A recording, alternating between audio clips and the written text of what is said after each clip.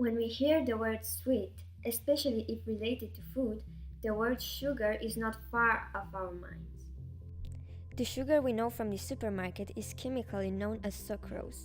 It is an organic molecule, which means it consists of mainly hydrogen, carbon, and oxygen, 22 hydrogen atoms, 12 carbon, and 11 oxygen per molecule. Today we have the option of sugar made from sugar canes or sugar beets. Their chemical structures are both the same. We have known of cane sugar way longer, and it was one of the main European imports during the colonial times. However, the most common sugar used in Europe now is the sugar made from sugar beets, so let's look closer at that.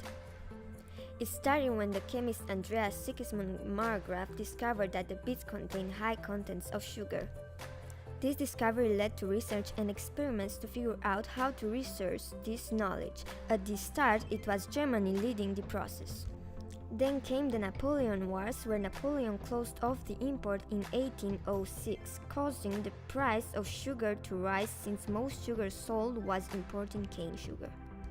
This made the beet sugar industry very profitable to look into, and France joined Germany in the development.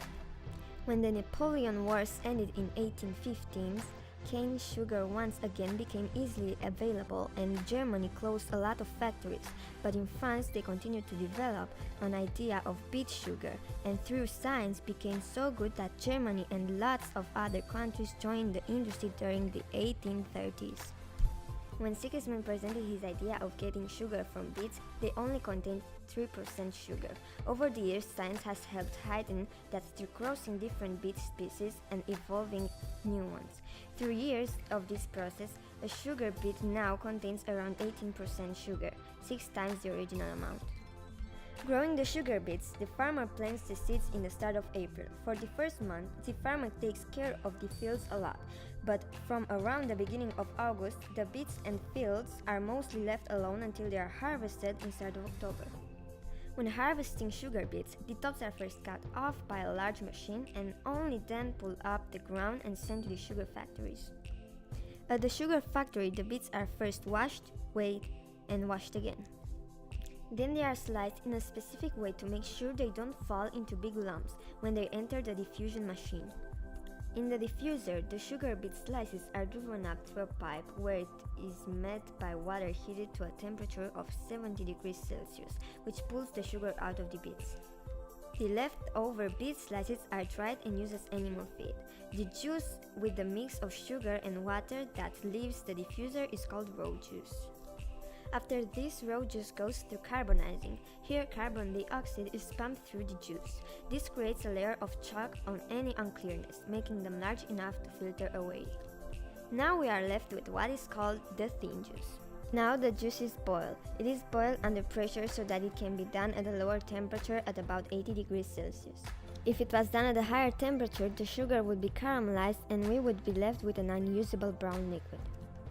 During the boil, the juice is led through different chambers as the sugar level rises. In the first, the sugar content is about 16%, and in the last, about 67%, and the sugar will have started to crystallize. We are now left with a thick juice.